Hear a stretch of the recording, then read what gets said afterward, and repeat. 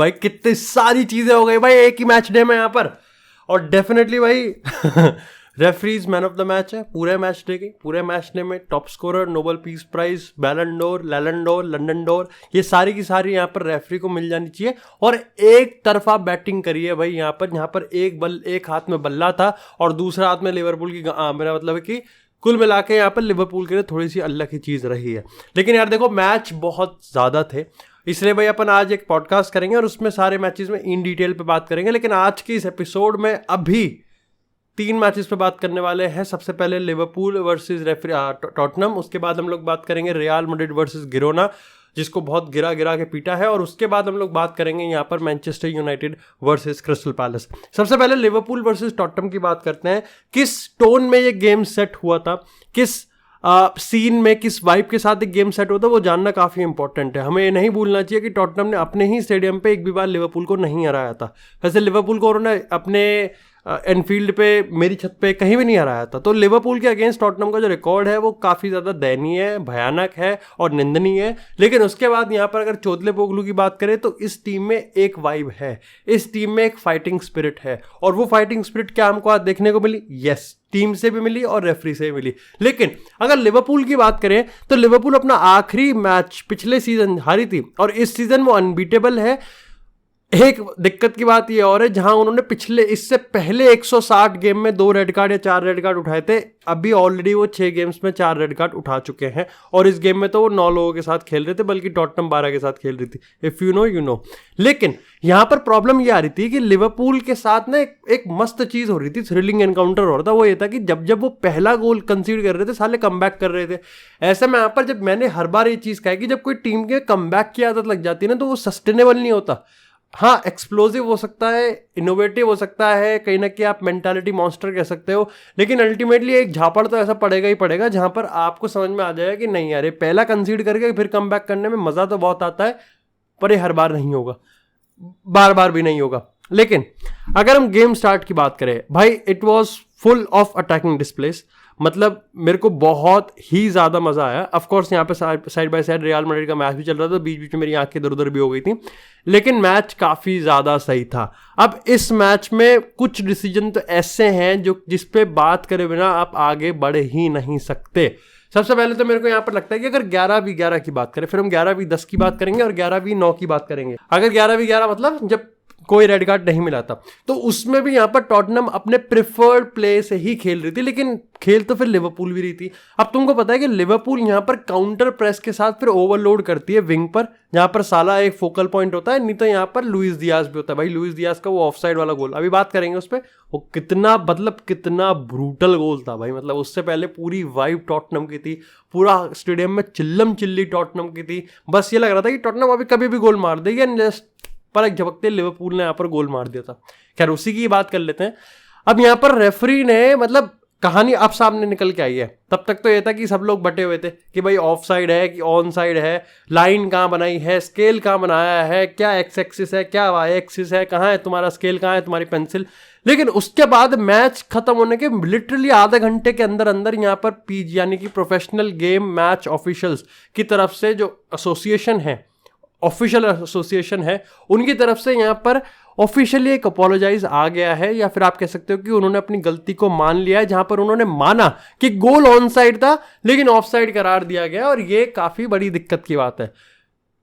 ये इंपॉर्टेंट नहीं है, मतलब ये इंपॉर्टेंट है, लेकिन ये सबसे इंपॉर्टेंट नहीं है कि गोल ये ड्रामा हो गया। इंपॉर्टेंट ये है कि किस भयानक तरीके से हुआ है। असल में यहाँ पर एक्सप्लेनेशन ये दिया जाता है कि इन डेप्थ प्रॉब्लम यहाँ पर ये हुई थी कि जो ऑन साइड गोल की, लाइक जो ऑन फील्ड गोल रेफरी था, उन्होंने यहाँ पर गोल को नकार दिया था क्योंकि ऑफ साइड हो गई थी। तुमने देखा लुइस डियाज की गोल स्कोर करने के बाद ही झंडा ऊपर चला गया था। इसके बाद जब यहाँ पर वीएआर से कहा गया कि भाई एक बार तुम जरा चेक कर लो, तो वीएआर ने कहा कि आपका जो डिसीजन है वो सही है, क्योंकि वीआर ने एक्चुअली यहाँ पर यह सोचा था कि जो ऑन फील्ड रेफरी है उसका डिसीजन है कि गोल स्टैंड करता है, और उन्होंने ऑफ साइड नहीं दी थी। सो रहा था क्या भाई? मतलब तू रेफरी है। एक बार को कई बस स्टैंड पे बस रुकती थी तो हमारे घर वाले, हम कभी मूतने चले जाते थे, है ना, तो कभी कभार बस के 3-4 मिनट मिस कर जाते थे हम, है ना। ये क्या बात हुई भाई? तू रेफरी है, तेरा काम है मैच देखना, तू ये कैसे कह सकता है कि मैं ये भूल गया कि शायद से रेफरी ने तो गोल दे दिया है या गोल नहीं दिया है। चलो एक बार को मान लेते हैं, इंसान है, हम भी इंसान है, वो भी इंसान है, इंसान से गलती जाती है, तो उसके बाद क्या मुठ मार रहा था बैठ के? अपनी मार रहा था किसी और की? भाई तू VAR है, तू रेफरी, तू गेम रोक सकता है भाई। तू उसके अगले ही कभी तो बताया हुआ किसी स्कोर बोर्ड ही देख लेता 30 सेकंड बाद, कभी तो दिख गया होगा कि 0-0 चल रहा है, पूछा नहीं किसी से? रेफरी में कोई था नहीं कमरे में, फोन कर लेता किसी को, अरे ट्विटर पे मेरे से ही पूछ लेता भाई। लेकिन तू रोक सकता था ना गेम, बट ये रूल्स के खिलाफ है। ये तो लपड़ झंडिस से तो रूल है। रूल भाई, रूल कहता है कि अगर यहां पर एक बार को वो सीक्वेंस चालू हो गया, फिर आप वापस सीक्वेंस पर नहीं जा सकते, नो मैटर कुछ भी हो जाए। तुम सोचो कि वो गोल नहीं स्टैंड करा, उसके बाद लिवरपूल अगर देखेगी कि मतलब तुम तो कह के चल दिए भाई, कितना बेहुदा मजाक हुआ है लिवरपूल के साथ। एंड द फैक्ट कि वो एक रूल है, उसको कब हटाएंगे कोई हिसाब नहीं पता। लेकिन प्रीमियर लीग में ना मेरे को एक चीज समझ में आती है कि साले गेम नहीं खिलाते, ये एंटरटेनमेंट करवा रहे हैं और कुछ नहीं। इनको चाहिए कि इनको गाली दो, इनको चाहिए कि मसाला होना चाहिए, इनको चाहिए कि ये बिग बॉस है, ये फुटबॉल का बिग बॉस बना रखा है इन्होंने। ये चीज सीरिया में नहीं होती, ये चीज बुंदेसलीगा में नहीं होती, और ये चीज लालीगा में नहीं होती। लालीगा में उनका अलग है, कालो गोरो का वो अलग करते हैं, वो उनका अलग, वो अलग लेवल पे खेलते हैं। फिर खैर, इसके साथ ही यहां पर बात करें अब थोड़ी सी टॉटनम की। देखो सबसे पहले ये जो सार और बिसुमा का पिवट है ना भाई, ये बहुत क्लासी है। उनका जो बॉल प्रोग्रेशन है एब्सोल्युटली अमेजिंग। जेम्स मैडिसन की बात करें, कंप्लीट नंबर 10, मतलब प्रॉपर प्लेयर, मजा आ जाता है। ह्यूमिन सॉन की मैं बात करूं, वो नंबर 9 वाला जो स्ट्राइकर वाला इंस्टिंक्ट है वो उसमें दिखता है, लेकिन ओवरडू कर जाता है कभी कभार आप कहते हो सेल्फिश भी खेल जाता है वो। खैर, अगर एक पहले रेड कार्ड की बात करें, उस रेड कार्ड पे बात कर लेते हैं। मेरे हिसाब से वो रेड कार्ड सही था, लेकिन जब मैंने वो फ्रीजिंग फ्रेज देखा था उसके, अगर मैं उसके पूरे उसकी बात करूं तो आप काउंटर कर सकते हो कि ये रेड कार्ड नहीं बनता। लेकिन मैं एक बार फिर से और चीज कहूंगा, मैंने बहुत इंसिडेंट पे ऐसे फॉलो अप रेड कार्ड देते हुए देखा है। मेरा पॉइंट ये था, ये मैं मानता था कि उसने बॉल को टच किया था, बॉल पे स्लिप होकर उसका पैर यहां पर गया था, लेकिन फॉलो अप में भी यहां पर पैर काफी ज्यादा हाई था। It was really dangerous. And the fact कि मैं ये नहीं कह रहा कि उसको रेड कार्ड इसलिए मिलना चाहिए क्योंकि वो रियली डेंजरस था, that was also a point. लेकिन मेरा मेजर फैक्टर ये था इसमें बिलीव करने का, क्योंकि ये बहुत इंसिडेंट पे फॉलो अप्स पे रेड कार्ड दिया गया है, इसलिए अब इसमें भी दिक्कत है और उसको मेरे को एपिसोड में बताना पड़ेगा। देखो दिक्कत यहां पर ये है कि काफी लोग ये कहते हैं कि ये रेफरी का एरर है, क्योंकि आपने जिस ऑन फील्ड रेफरी को वहां VAR पे चेक करने के लिए भेजा, सबको दिख रहा था ऑन कैमरा लाइव ब्रॉडकास्ट पे कि उसको सिर्फ फ्रीज्ड फ्रेम दिखाया गया है, ठहरा हुआ फ्रेम दिखाया गया है, पूरी पिक्चर उसको दिखाई नहीं गई है। और ठहरे हुए पिक्चर पे तो मतलब ये पैर है और ये ऊपर उसका पैर आ गया, तो ऑफकोर्स वो रेड कार्ड देगा ही देगा। दूसरा एरर, साथ ही यहाँ पर कॉर्नर, चलो ये जो छोटे छोटे एरर होते हैं जो तो हर गेम में होते हैं, सीधी सी बात है, ठीक है। तो सारे छोटे छोटे नेगरेरा वाले केस होते हैं, हर उसमें होते हैं। खैर, इसी के साथ अगर बात करें 10v11 की, अब देखो 10v11 में ना लिवरपूल काफी उसको अच्छे से हैंडल कर सकते थे, but Liverpool being Liverpool, match जीतना है, चौड़ है अपनी, तो वो तोड़ेंगे। इससे हुआ यहाँ पर यह कि लिवरपूल उसी एक्सपेंशन फुटबॉल से खेल रही थी जो कि वो 11 के साथ खेलती, जहां पर उनको ज्यादा मदद नहीं मिली। लिवरपूल ने कंजर्वेटिव और गिव अप तब कर दिया जब उन पे 9 थे, क्योंकि अब उनको पता है कि अब उनके बस की कुछ नहीं है, वो नहीं कर सकते। अगर कोई कर सकता है तो वो साला जिसको फील्ड पे रखा हुआ था। टॉटनम से आप ये कंप्लेन कर सकते हो कि टॉटनम यहां पर उनको एक ही तरीके से अटैक कर रही है, मतलब बॉल लेके आए, यहां रिसाइकल करी, यहां से फिर यहां रिसाइकल करी, यहां से फिर यहां रिसाइकल करी, और लिवरपूल इसको बहुत डिसिप्लिन स्ट्रक्चर में काउंटर कर पा रही थी। एंड अल्टीमेटली इसका सबसे सिनेमैटिक तरीके से गेम का एंड हुआ जब यहाँ पर मातिप ने खुद ही गोल स्कोर कर दिया। है भाई बहुत अजीब भाई, इट्स अगेन बैंटर वैंटर सब चलता रहता है, लेकिन उसको नींद कैसे आई होगी भाई। बट खैर, इसी के साथ यार बात करते हैं अब थोड़ी सी रियल मैड्रिड और गिरोना की। अगर कोई मेरे से जाके कहेगा कि गिरोना की जो हाइप थी वो तो फुस कर दी और बबल फोड़ दिया, तो मैं उसके अंडकोश फोड़ दूंगा, क्योंकि गिरोना की जो हाइप थी वो रियल थी। और इस गेम में हमको बदलता है प्राइड इन डिफीट। अब मैं ये नहीं कह रहा कि लाइक गिरोना ने रियल मैड्रिड को टैक्टिकली बिल्कुल आउटक्लास ही कर दिया।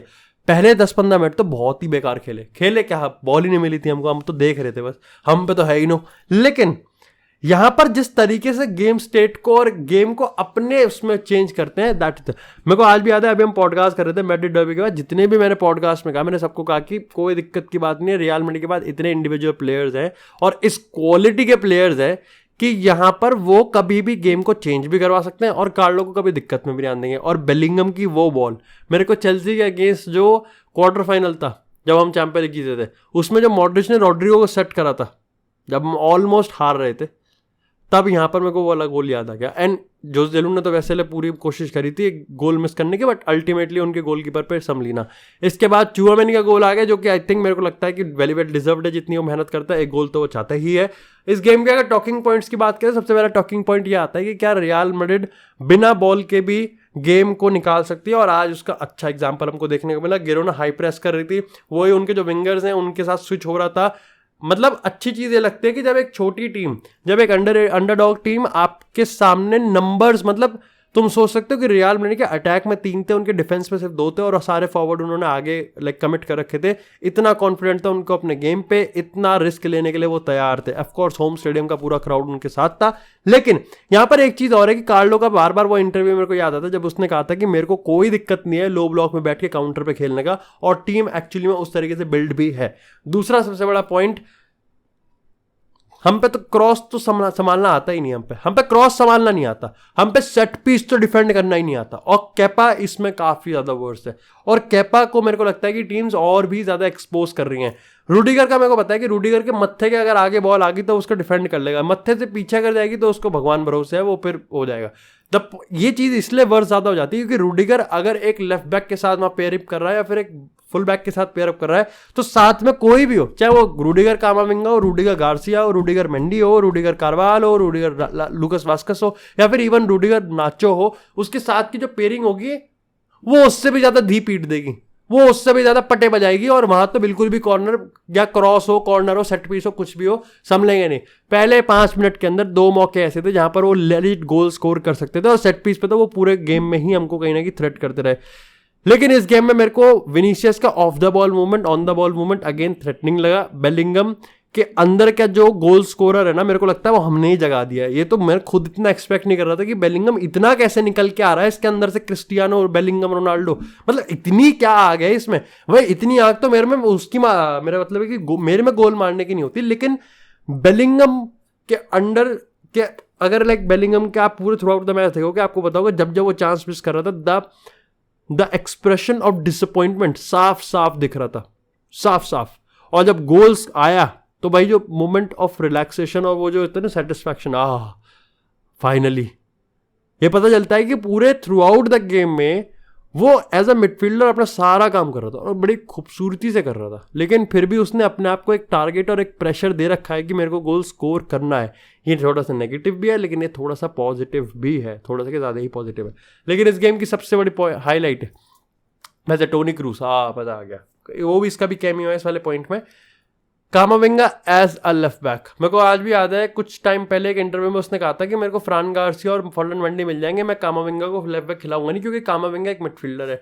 इसके साथ मैच स्टार्ट होने से पहले ये कहानी भी उगने लगी और ये उबलने लगी कि भाई फ्लोरेंटिनो पेरेज ने बहुत क्लियरली मना कर रखा था कि कामाविंगा को तो फुल बैक नहीं खिलाएगा। मैच जीत गए, अच्छे फैशन में जीत गए, तो बात को दबा दिया गया। लेकिन इस पॉइंट का रेफरेंस मैं इसलिए उठा रहा हूँ क्योंकि क्या कामाविंगा की परफॉर्मेंस अच्छी गई? Absolutely brilliant. क्या कामाविंगा की ये परफॉर्मेंस का क्रेडिट कार्लो को जाना चाहिए? Absolutely yes. देखो कार्लो ने डिसीजन एक ऐसा बनाया था जो कि अनपॉपुलर था, वो इसलिए नहीं क्योंकि कामाविंगा पे कोई भरोसा नहीं करता, वो इसलिए क्योंकि फिर इसका मतलब आप अपने 2 एक्चुअल फुल बैक पे भरोसा नहीं करते। मतलब ये उनके लिए थोड़ा सा यहाँ पर डिमोरलाइजिंग हो सकता है, लेकिन गेम जीतना है, 3 पॉइंट मैटर करते हैं और वो यही चीज लाके कर सकता है। क्या कामाविंगा को आगे भी फुल बैक खिलाया जाना चाहिए? मेरे को लगता है कि आप एक ट्रिकी ओपोनेंट के अगेंस्ट खिला सकते हो, लेकिन एक डेफिनेटली स्ट्रॉन्गर ओपोनेंट के अगेंस्ट नहीं खिला सकते। कामाविंगा फिर भी एक्सपोज हो ही जाएगा। लेकिन हाँ, एक चीज मैं मानता हूं कि कामाविंगा के साथ आपको ये है कि टोनी क्रूस का यहाँ पर आपको थोड़ा सपोर्ट मिल जाता है, ऑफेंसिवली आप काफी ज्यादा क्रिएटिव हो सकते हो। टोनी क्रूस से मेरे को याद आया भाई, क्रूस का फर्स्ट टाइम शॉट एब्सोल्युटली हमेशा से भाई इतना सेक्सी रहा है ना। लेकिन हाँ, एक चीज अपन को और नहीं भूलनी चाहिए कि टोनी क्रूस के साथ ना एक गेम मेरे को समझ में आ रहा है कि अगर आप टोनी क्रूस की डिफेंसिव फ्रेटर्निटीज और वल्नरेबिलिटीज को अगर आप कंपेंसेट कर सकते हो, तो टोनी क्रूस 442 डायमंड में धमाल मचाने के लिए तैयार है। यही this is the reason why कि टोनी क्रूस और लूका मॉड्रिच साथ नहीं खेल सकते, क्योंकि टोनी क्रूस को चाहिए कि उसका डिफेंसिव गैप जो है उसको बाकी के भरे, और भर भी रहे हैं अभी फिलहाल। तो रॉड्रिगो का गोल आज फिर एक बार नहीं आया, तो उसके लिए तो फिर दिक्कत की बात ही है, और कहीं ना कहीं सोच रहे हैं कि कैसा काम करना चाहिए कैसा नहीं। बट अगेन 3 पॉइंट आ गए, इससे बेहतरीन चीज़ और कुछ नहीं हो सकती। इसी के साथ यार बात करते हैं अब थोड़ी सी मैनचेस्टर यूनाइटेड की।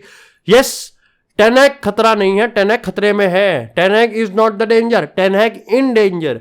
टेन हैग कह रहा था कि लिवरपूल और मैनचेस्टर सिटी का एरा खत्म होगा, लेकिन भाई साल बताना भूल गया, क्योंकि उसका एरा तो शुरू भी नहीं हुआ, इनो से पहले खत्म हो गया। अब देखो बात यहाँ पर असल में क्या है, कल की अगर हम गेम की बात करें तो मैं काफी इंटरेस्टेड था ये देखने के लिए, क्रिस्टल पैलेस, क्योंकि जस्ट अभी मिड वीक ही हमसे उन्होंने अपने मुंह पे वो पढ़वाया है, वो नहीं कह रहे हो तुम समझ रहे हो, लेकिन रॉय हॉटसन की तुम्हें पता है कि थोड़ा सा यहां पर कंजर्वेटिव जाएगा, लेकिन ऑफ कोर्स वो 3 पॉइंट तो बना, अभी 1 पॉइंट के लिए लड़ेंगे, लेकिन कैसे वो 3 पॉइंट में तब्दील हो गया, उसमें मैनचेस्टर यूनाइटेड की नाकामियों की चिट्ठा है पूरा। अब देखो अगर गेम की बात करें तो यूनाइटेड ने डोमिनेंस तो अच्छा रखा, मतलब काफी अच्छा रखा पोजीशन में, उसके साथ वो क्या कर रहे थे वो एक अलग कहानी है। अब देखो यूनाइटेड बॉल को अच्छा मूव कर रही थी, अच्छा समझ में आ रहा था, जिसमें मेसन माउंट, आमराबाद सारे लोग दिख रहे थे, हॉयलैंड भी दिख रहा था, इवन दो मार्कस रैशफोर्ड, इस सब का मेरे को अगर दिख रहा है, थोड़ा पेलेस्ट्री नहीं दिखा मुझे शुरुआत के कुछ मिनटों में, लेकिन धीरे धीरे क्रिस्टल पैलेस ने अपना समझ गया कि उनको करना क्या है। तो क्रिस्टल पैलेस ने 2 चीज पूरी तरीके से मेंटेन कर रखी थी, वो था उनका डिफेंसिव स्ट्रक्चर और कॉम्पैक्टनेस। यहां पर वो मेक श्योर कर रहे थे कि मैनचेस्टर यूनाइटेड अपने फाइनल थर्ड में इतने आराम से पेनिट्रेट ना कर पाए, लेकिन उनको क्या ही पता था भोलियों को कि एक्चुअली में असली प्लान तो यूनाइटेड का भी नहीं है पेनल्टी को पेनिट्रेट करने का, बाहर से देखेंगे जो देखेंगे।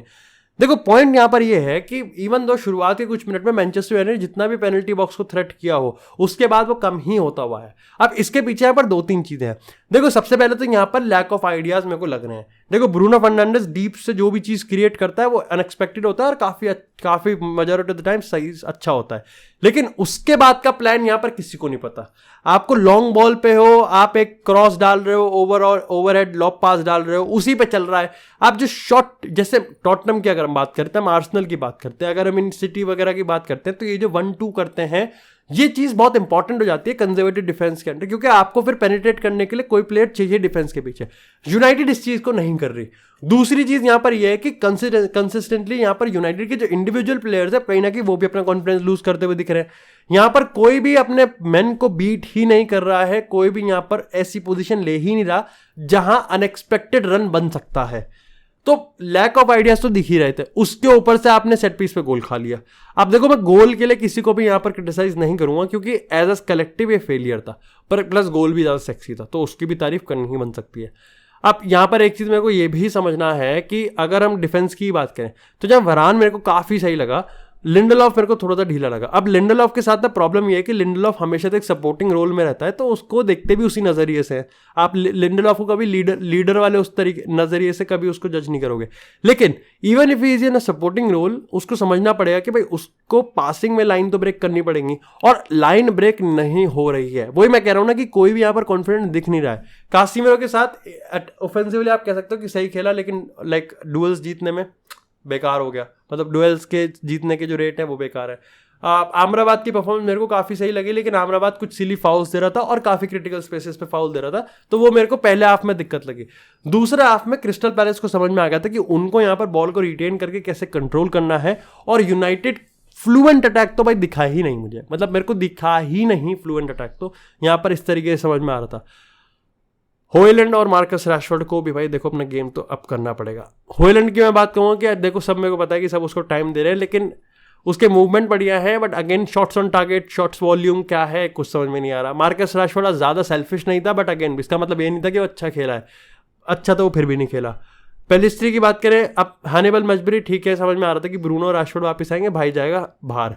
गार्नाचो आया, फिर भी हमको थोड़ा डायरेक्टनेस मिला, लेकिन ओवरऑल शायद से हमारी प्रॉब्लम यहाँ पर अब इस चीज़ की नहीं कि हम play out from the back कैसे करते हैं, बिल्डअप कैसे कर रहे हैं, लेकिन इस चीज़ की ज़्यादा है कि भैया हम फाइनल थर्ड में कैसे पेनिट्रेट कर रहे हैं, और वो बहुत इंपॉर्टेंट है। एंड यस भाई ये एरिक टेन हैग के ऊपर है, दिस इज ऑन टेन हैग। भाई ये टेन हैग को अपने टैक्टिकल एवोल्यूशन से और आइडियाज से क्रिएट करना पड़ेगा कि वो कैसे तोड़ेगा इन चीज़ों को, क्योंकि यहाँ पर आप देखो यार 4 गेम ऑलरेडी हम हार चुके हैं, और ये गेम बहुत इंपॉर्टेंट था, मतलब 3 पॉइंट्स, मैं तो 1 पॉइंट का कह रहा था कि अगर 1 पॉइंट उठा लिया यहाँ से तो हार के बराबर है, तो साले हार के ही आ गए, और इससे जो टीम का मोराल है वो कंसिस्टेंटली डाउन जा रहा है।